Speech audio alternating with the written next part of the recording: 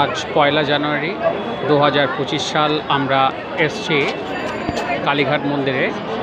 সকাল আজ 10:30 থেকে আমরা লাইনে দাঁড়িয়ে আছি।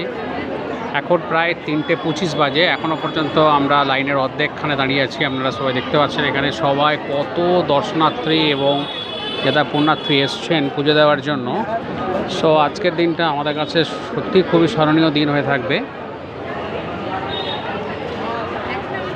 প্রচুর মানুষের সমাগম এবং এই কালীঘাট চত্বরের যা রেনোভেশন হয়েছে সেটা সত্যি খুবই দর্শনীয়।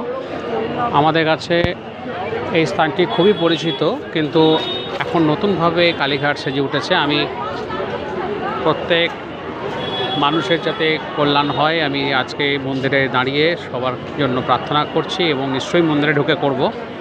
মন্দিরে